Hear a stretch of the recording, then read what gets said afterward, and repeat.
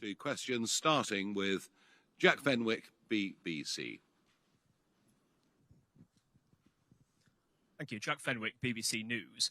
You've spoken about El Salvador and Kosovo as countries that you could do deals with to rent prison places. Presumably you'd need more of those deals. Are there other countries you have in mind?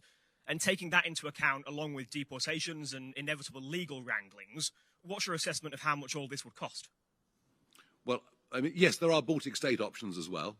I mean, certainly conversations could be had with Lithuania, for example, or perhaps Estonia as well. And on the El Salvador one, which is where there is the most capacity, that's the reason that we're going to send Lee Anderson and former prison governor Vanessa Frake. We want people, we want to make sure that the conditions are sensible and reasonable and appropriate. We estimate the cost will be half per prisoner. The difference, of course, being that everybody else will be serving fuller sentences. So what is the cost of building Nightingale prisons? Well, frankly, pretty cheap, just as were the Nightingale hospitals.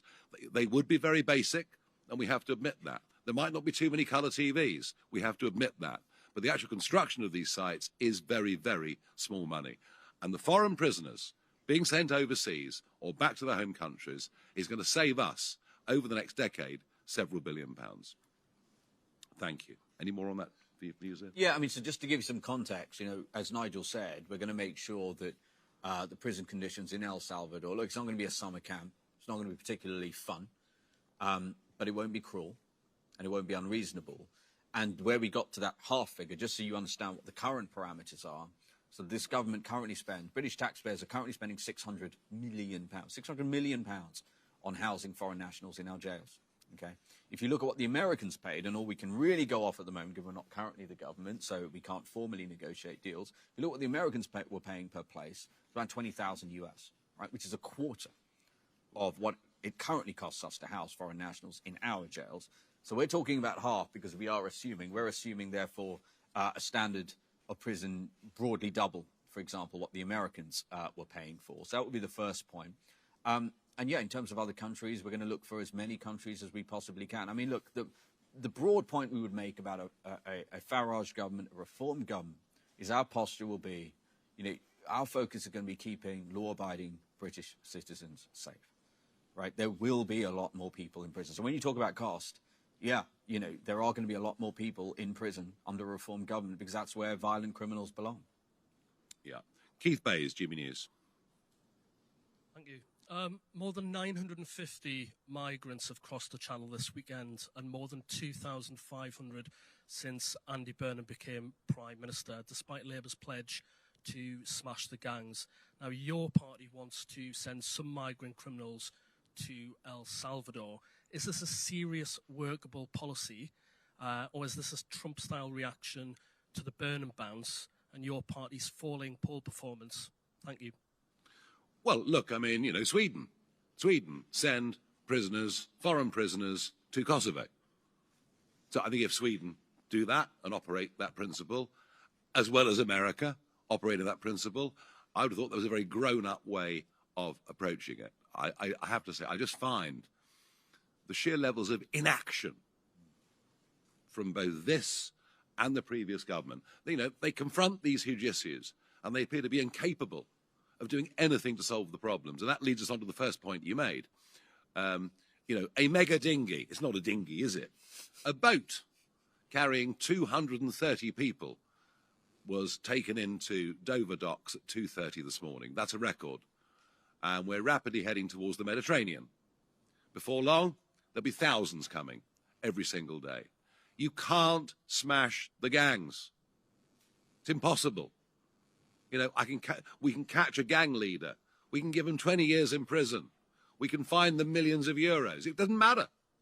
The rewards are so great, somebody else pops up who's prepared to do it. We've even now got dinghies regularly leaving Dieppe, which is in Normandy. So we're now looking at a stretch of coastline of about 130 miles long from which these boats can leave. And there is only one way to stop this. And the Conservatives failed totally, mostly through ECHR. Labour have failed totally. And we put forward a proposal last week that said, if you get to the 12-mile line in the English Channel, the Royal Navy, using border force boats, of which we have, by the way, 4 giant vessels, which are used every day. Every day we pick people out of the water at the 12-mile line. We opt to take them to Dover.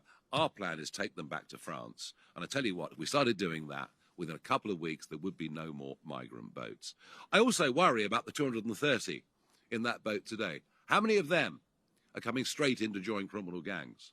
How many of them will have extremist tendencies in terms of their religious or political views? How many of them are sponsored by the Iranian state to come and be sleepers in our country? And I raised all of this 10 weeks ago in Parliament. I raised all of this to Shabama Mahmood, that I had it on good authority, that the Iranians were using this route to smuggle in potential terrorists. And of course I was shouted at, shame on you, by Labour MPs. Well, shame on them. What is happening in the Channel is a national security emergency. So it's no to any potential new foreign criminals coming in, because they won't be allowed to. And if they do get in and get convicted, they will leave. And Jeremy Clarkson wrote about this yesterday and said, clearly Nigel Farage has never had a boat. I've actually run boats since the mid-1980s. And as I explained, we pick people up from those dinghies or bigger boats onto border force vessels or RNLI. We do it every single day. It's probably happening literally as we speak on the 12-mile line. And there have been some that say, well, the French won't like it. Well, you know what? In time, the French will love it. Because just imagine living anywhere on that northern French coast, whether it's from Dunkirk, through Calais, down through Wimereux, Ardelot, you name it. Those houses are now completely unsaleable, and you've got people living, literally, with gangs of men all around them. Stabbings, shootings, murders, drug dealing, rape, all of these things going on. Ending the Channel crisis will not just be good for us, it'll be good for those northern French communities as well.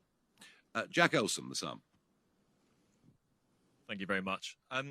Just on your prisons policy, you want to deport foreign criminals to El Salvador if their home countries won't take them back. So what happens when these criminals have served their sentence? If they can't get back to their home countries, do they come back to Britain? Do they stay in El Salvador to build a new life? And then quickly, Mr. Farage, is there anything you can tell us about the Anne Widdecombe investigation, which obviously the weekend we learned has been widened to include an address linked to you? Thank you. You better deal with these. Yeah, so listen, in terms of what is the fate of foreign nationals who come to Britain, commit serious enough crime, who kill people, who rape British citizens, what is their fate upon coming out potentially of an El Salvadorian prison sentence? Well, obviously, that will form part of a negotiation with the El Salvadorian government. As Nigel said, we're already having some discussions there. But I'm going to be completely frank. They're not going to be allowed ever to come back to Britain. No. And so the people you should be asking that question to are the leaders of their home countries. And look, this is also an important point.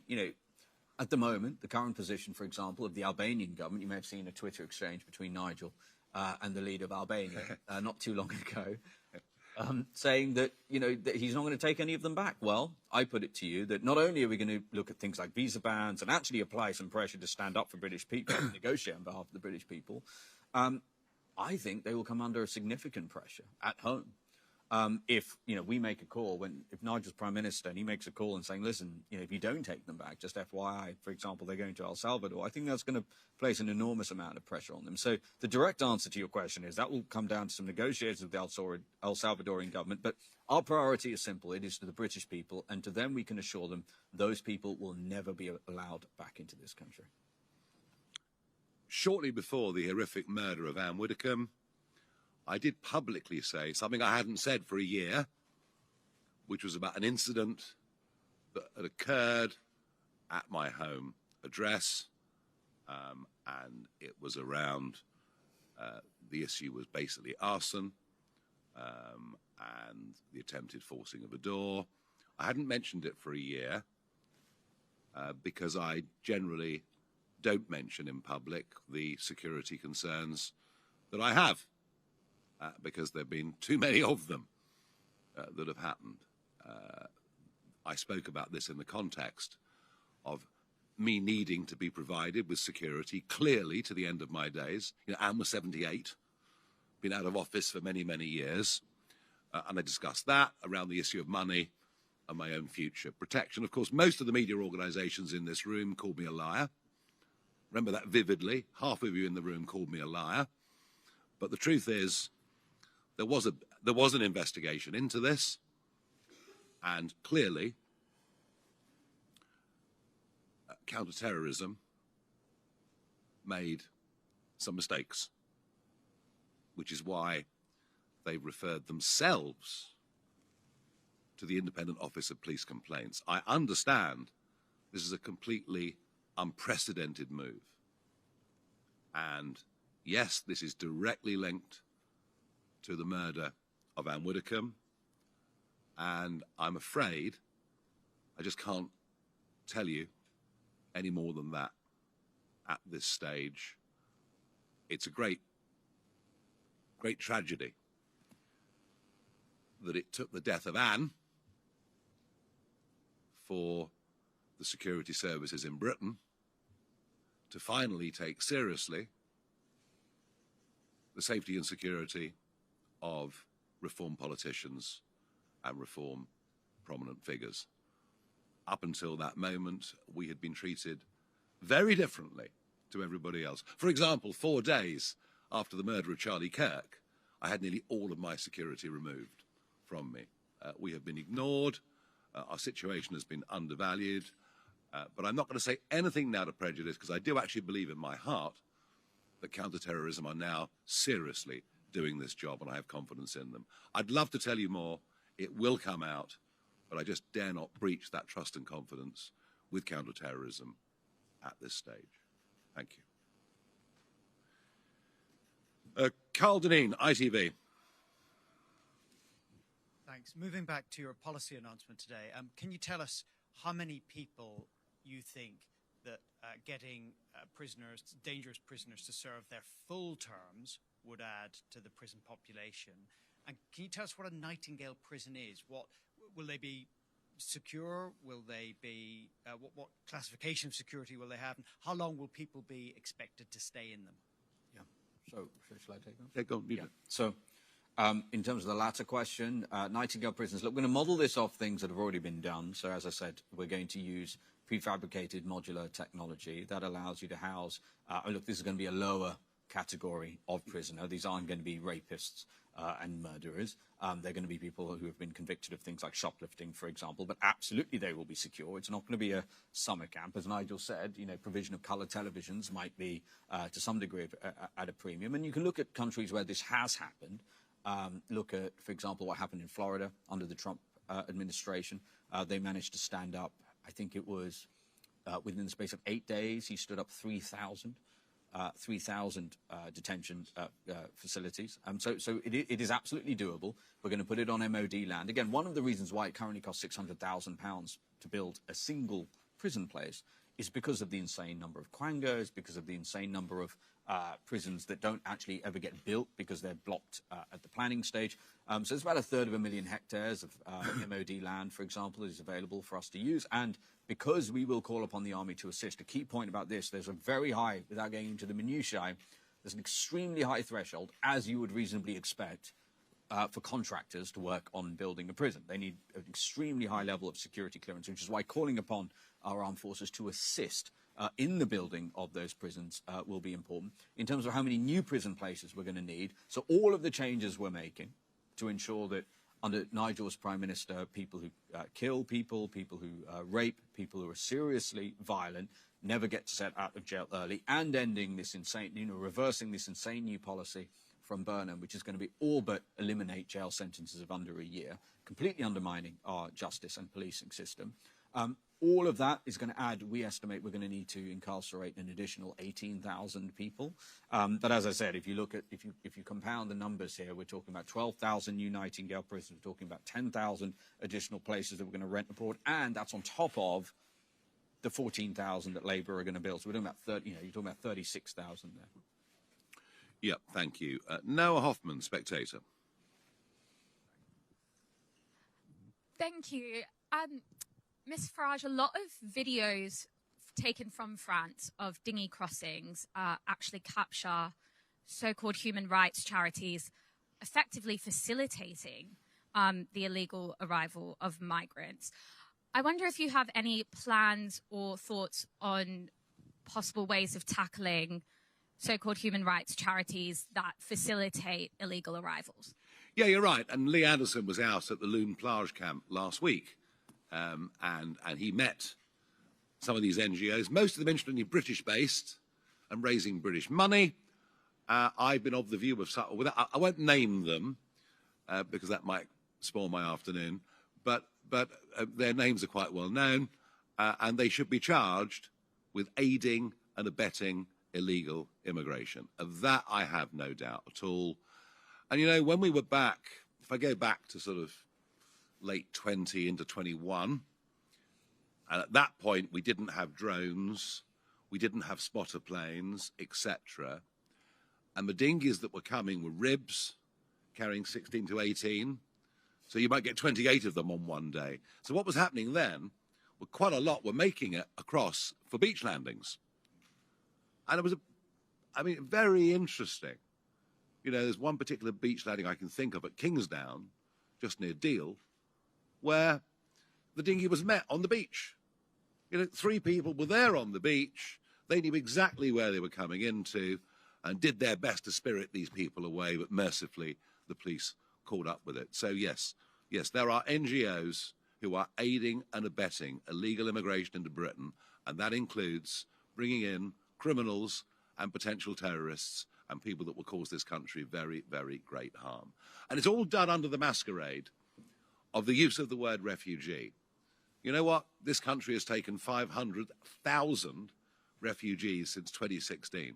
We have never been backwards at coming forwards when it comes to genuine refugees in distress from other parts of the world. This criminal trade is not bringing in refugees, it's bringing in young men, far too many of whom are very, very dangerous and will be injurious to our future. Thank you. Rob Powell, Sky News. Thank you, Rob Powell, Sky News. On the 230 people that arrived this morning, Mr. Farage, you've said that we're heading towards a situation similar to the Mediterranean. Yes, this is the largest number of people in one boat, but overall arrival numbers are down quite significantly, 42% down on last year. And the reason why bigger boats are being used is because the smaller dinghies are being taken, they're being dismantled. No one is claiming that this job is done, but will you acknowledge that actually the numbers are not getting more severe, the numbers are coming down? And are you being straight with the British public when you suggest that this is an issue that is getting worse? I've always thought the boats would get bigger. I've always thought they would. And we were pretty shocked the other day. Do you remember 173? That was about 2 weeks ago, if I remember rightly. We were shocked at 173. Well, we're already up by another 25%. And yes, the overall numbers this year are down, but they're still horrendous. You know, if I told the British people 10 years ago that tens of thousands of people, young men, who discard their IDs into the sea at the 12-mile line, some of whom are going to be terrorists, would come into Britain, you wouldn't have believed me. So whether we have fewer bad people thus far this year than last year, the situation is desperate. It should be declared a national security emergency. And yes, we have managed to stop some of the dinghies, but it doesn't stop the problem. It doesn't go away. It is still something that is completely out of control. And who knows? You know, we could sit here in October and we could find the numbers that, you know, all it needs is 4 of these boats to be 1,000 people a day. You can't predict the future. I can't predict the future. All that we know is our only real deterrent is the weather in the English Channel. So the idea that we should be celebrating the numbers are not as extreme as last year, I'm sorry, I believe that's for the birds. Jonathan Walker, The Express. Thank you. Hello, Nigel. You mentioned earlier the threat from, or the potential threat from Iran. And I think that the Home Office has said that it believes what it calls proxies of the Iranian government are behind terror attacks in the UK. Very little action seems to be taken about that. I don't know what could be done. What could a British government do, or what would you do to protect us from this threat from Iran? Well, I mean, for years and years, you know, I've thought there were 2 potential real dangers in this country coming out of the Middle East, one being the IRGC, the other being the Muslim Brotherhood. The Muslim Brotherhood, which is now building a network through this country, allied to so-called charities, and I believe that they are one of the major sources of genuine extremism being spread in Britain, and yet no one wants to talk about it or deal with it, despite the fact that it's prescribed in lots of Muslim countries in the Middle East, because they understand what a threat it is. The same goes for the IRGC. Government has been very reluctant to prescribe or even condemn the IRGC, believing if they did that, that was tricky because it was an arm of government. At last, we have had some action, haven't we, from the British government on this. At long, long last, some action on this. But no, as you well know, and many of you have reported on, there have been there have been repeated attacks on Iranian exiles that have taken place in London. So prescribing IRGC, a good start. But above all, being vigilant. Vigilant about not letting people into our country who could cause us harm. And that has been happening again this morning. Natasha Clark from LBC. LBC. You're saying today you want the most serious offenders to serve their entire prison sentences behind bars. Do you think that it is possible for them to repent, to rebuild their lives, or are you essentially making that impossible for some of these very serious offenders if they serve their entire sentence without the hope of turning things around? And Mr. Farage, if I may, on your safety and security and the terror cops reporting themselves to police, you've talked about mistakes. Do you still have the confidence in our police forces? Thank you. So I'm happy to take the first part. Use the word repent. Repentance is a religious term. What people believe in their hearts and their relationship with God is a matter between them and God. We're talking about the safety of the British people. And what we're saying very clearly is that those who kill people, those who rape, violent thugs, will not be allowed out of jail a day early under a reformed government. That's our message. Yes, look, I made it very clear. I do believe in the attempt to rehabilitate first-time offenders. I really, really do. I want prisons to offer them education, teach them to read, all the things that they may lack, get them off drugs, whatever it takes. And there will be a percentage that do actually move on. Right, I've made my big mistake, and we should do everything we can to help and encourage that. But when you get to a situation where 1% of criminals are causing such a huge percentage of crime, you've gone beyond that stage. You've gone way beyond that stage. They will, once they're released, go back into violent crime. They just will. And that's where protecting the public becomes a higher priority than trying to rehabilitate them. And that will mean longer sentences, or at the very minimum, sentences actually served, which has not been happening for a long time. Look, this is a very difficult question to answer, because I want to be on the side of the police. Of course I do. Instinctively, I want to be on the side of the police. I think I've made it clear already that up until this moment in time, I think this political party and its senior figures have been treated with contempt by many organisations of the state, not just the police force or the counter-terrorism unit.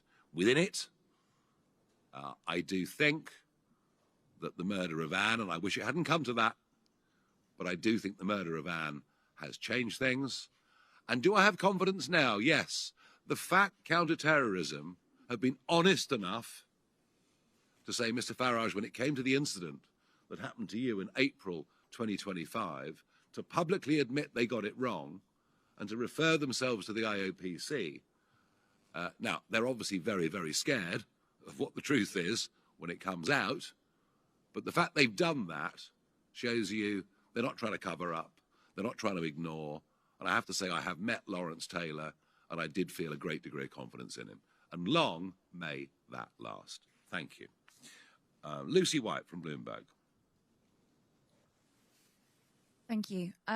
Following on from that question, I wanted to ask whether you're doing any work with criminologists or the like to improve the efficacy of rehabilitation in prisons. And if I may ask as well, you spent this summer, the latter half of this summer, challenging your political rivals on ground that you're very comfortable on immigration. If we are to expect an election later this year, as you've suggested that you think Burnham might call, when are we likely to see anything from you on areas like trade, foreign policy, defence, business? Okay. Well, look, no, I've never said there'd be an election this year. I've always thought an election this year is very unlikely.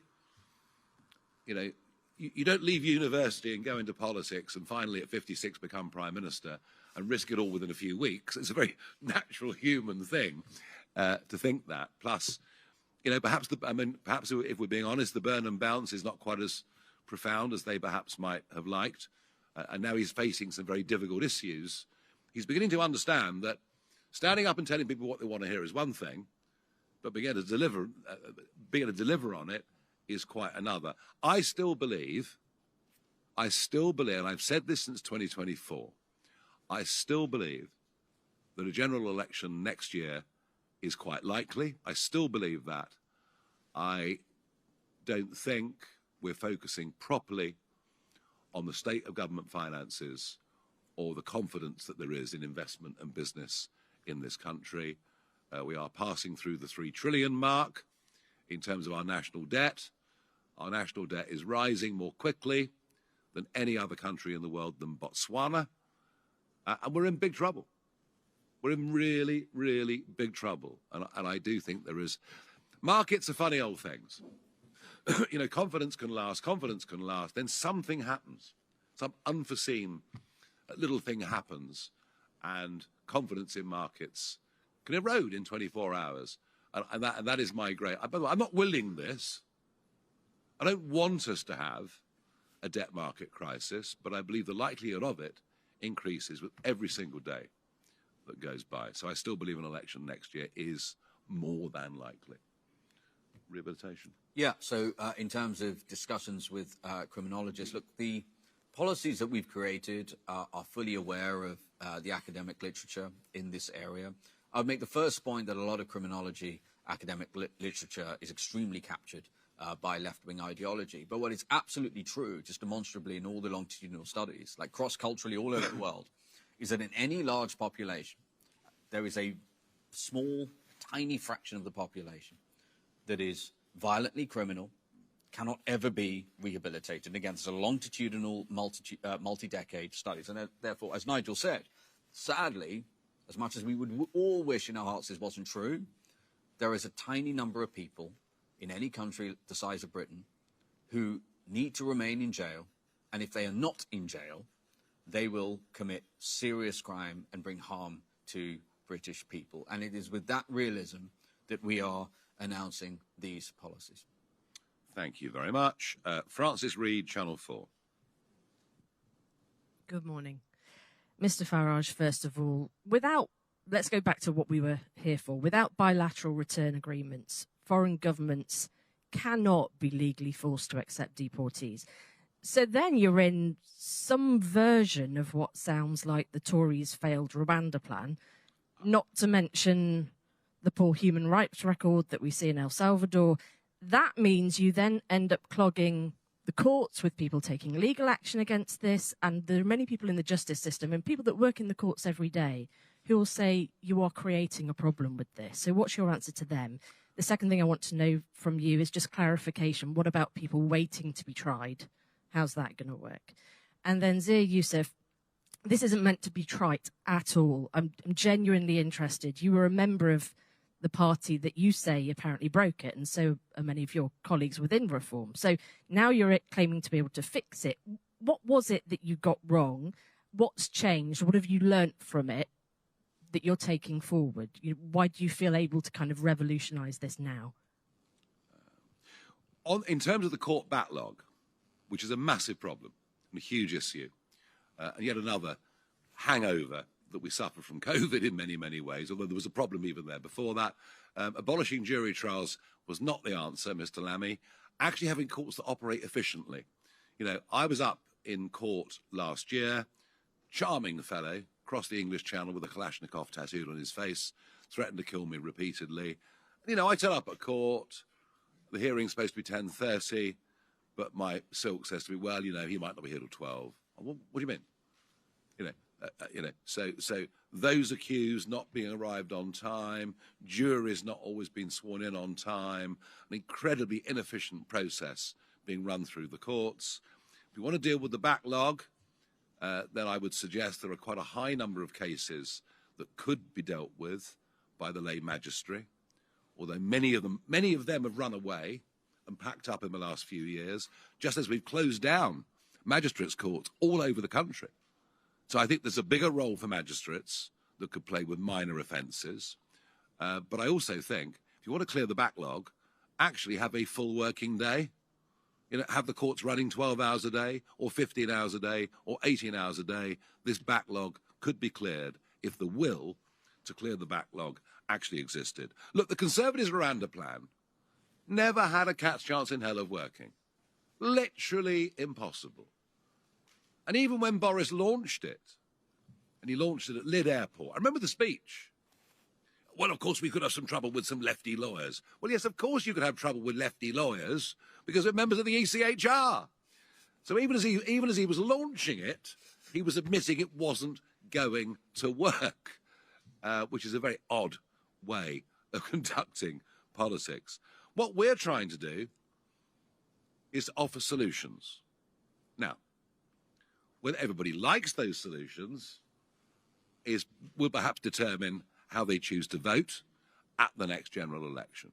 But unapologetically, we believe that whilst the European Convention on Human Rights may well have been, well intended in every way, as it was being drafted in the late 1940s in a post-Holocaust Europe, it is now way past its sell-by date, not fit for purpose, and open to being abused in all sorts of ways. And because we will not be part of the ECHR, because we will have amended Tony Blair's Human Rights Act, we'll be free to do these things. On the bilaterals, I mean, literally, I will get on a plane and go and meet Eddie Rama, and I believe I can negotiate for him to take Albanian criminals back. I have actually had this conversation with him already on the phone, and we sort of laughed and joked about it. But I believe that with the right attitude, you can say to countries, look, if you do this for us, we'll do that for you. There are ways and negotiations. Perhaps what it needs is some people negotiating on behalf of this country who've been in business before and know what doing deals really is. Okay, moving on. By the way, the question that was asked earlier, as we approach our conference, we will broaden. We'll give you, defence spokesmen, etc. I mean, I started off this year with us being called a one-man band, right? We've got spokesmen in different areas, leaders in Scotland and Wales, a proper structure of leadership, deputy leadership, 4 major positions covered. We've got people speaking for us on prisons like Vanessa Frake. We've got people speaking for us on policing like Colin Sutton. I mean, we have come on, in month 8 of the year, we've transformed the look of the party in terms of the breadth of people that are able to go out and speak and do things for us. A new head of policy, a new policy team. We've moved forward a lot this year. Are there more gaps for me to fill? Yes, there are. But it's very much a work in progress, and we will be ready. Sorry, I should have answered that earlier. Can I just quickly add on, just to add to Nigel's point there, when you hear about people saying, aren't you going to clog up the legal system? I get that. Our inbox is full of people, especially journalists, saying, you're not going to clog up the legal system. Well, it's actually a really, really good example of the learned helplessness of someone who's kind of new to politics that I find fascinating. One of the really cool things that a government, that His Majesty's government can do is change the laws.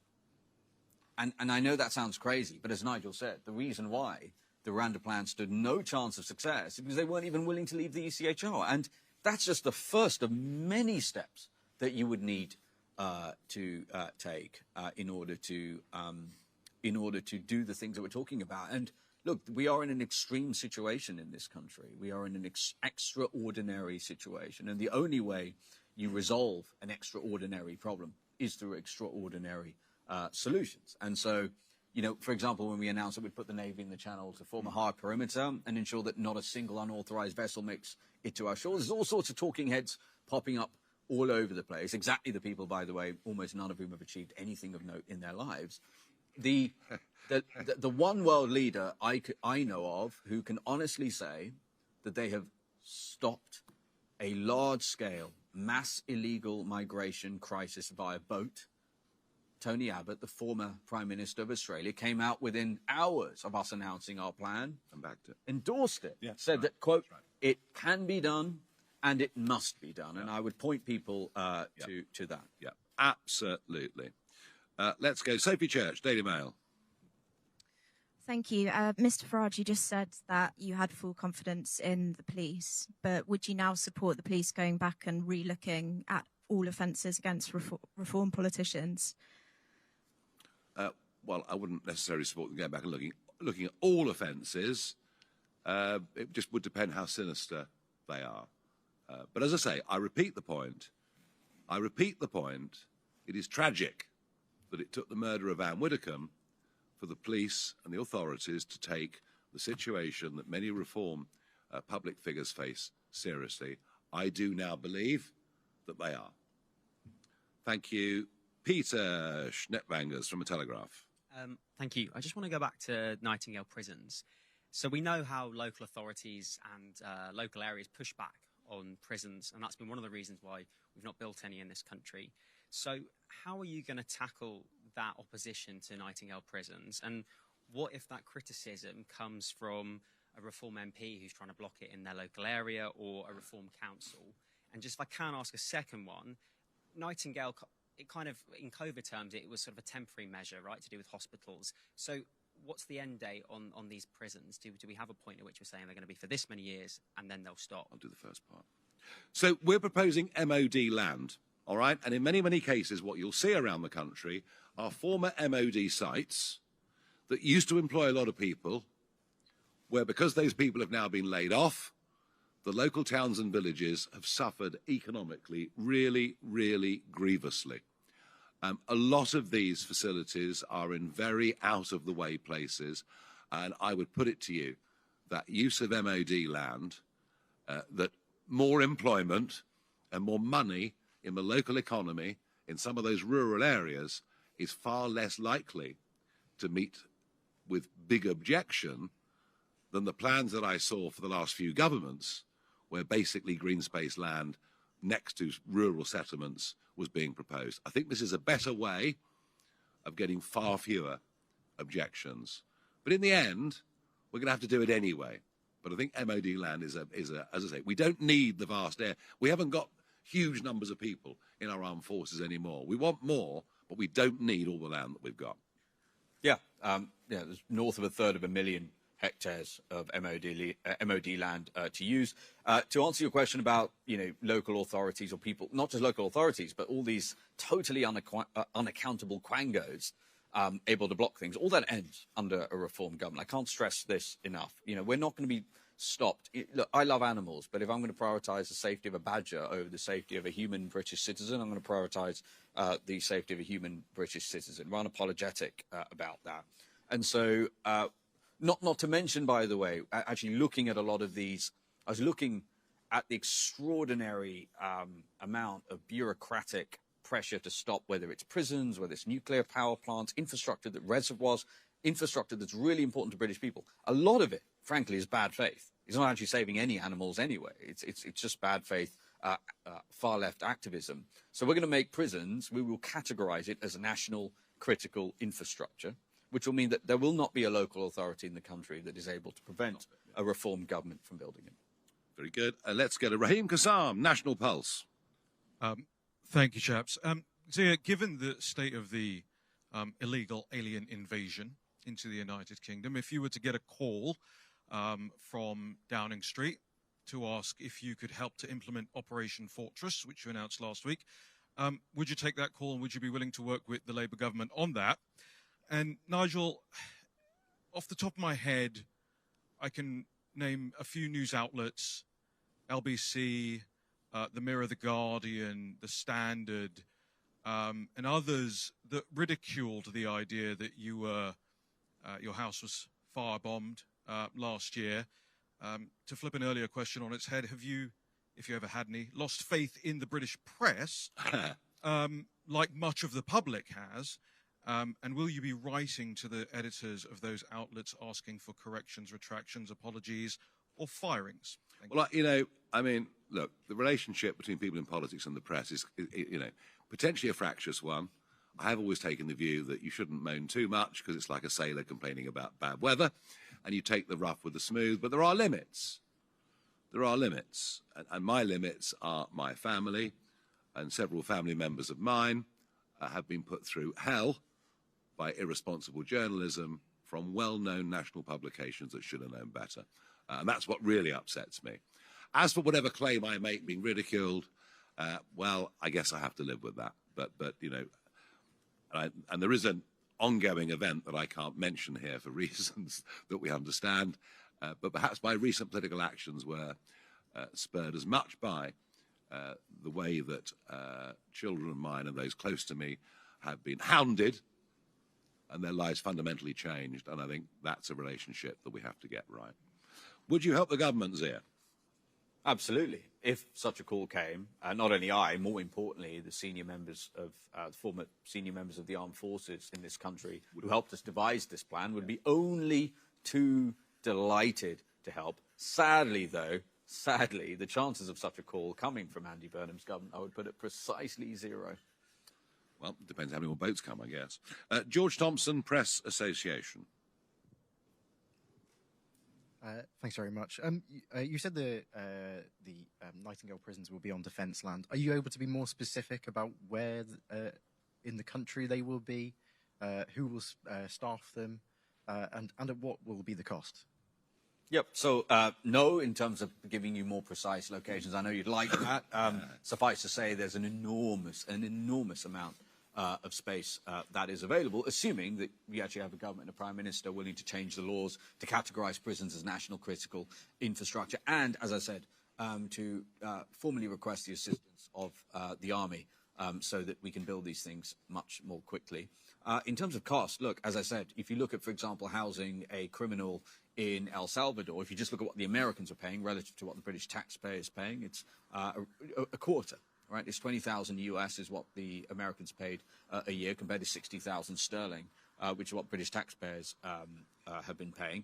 Now, against that, we have to admit, yes, if Nigel's our prime minister, there will be a lot more people in jail, which is where they need to be, sadly, given the population explosion. So broadly, everything we're proposing today, we anticipate being net cost neutral relative to Labour's existing plans.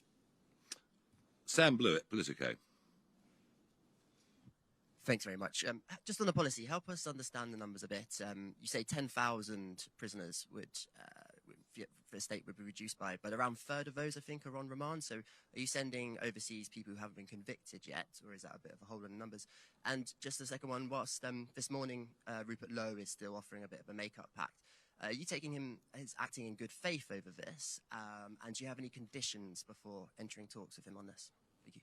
Well, look, I mean, there's a lot of people who indicate they might vote Restore, who would believe wholly in our agenda, but perhaps have been impressed by some posts on X or Facebook or whatever it is. I'm always happy to meet people and talk to people within reason. Within reason. But I do think it's fair to say that there are one or two people in the orbit of the upper echelons of that party who, if I sat down and talked to, I think our members and our voters would be utterly shocked that I'd done it. I mean, don't forget, I have fought the far right for over a quarter of a century. I took on the BNP for years when it was a tough thing to do, but I won. I've always made sure that political parties that I've run have absolutely been non-sectarian, non-racially prejudiced, and I've insisted on that for year after year after year. And I wouldn't do anything to jeopardise that, not because politically it wouldn't work for me, but because it would actually be the wrong thing to do. So we can talk to Rupert Lowe, it's fine,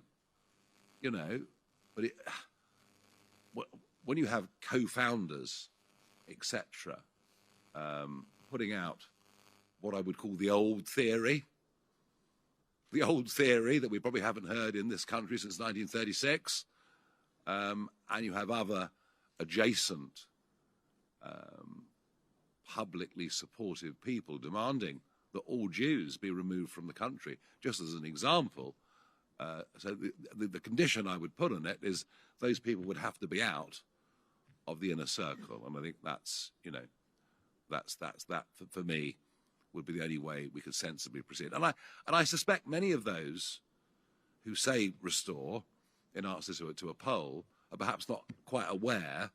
You know, they see Rupert, they see this farmer from Gloucestershire. I think they know he makes sense, but those he's got around him, I think they'd be pretty horrified too.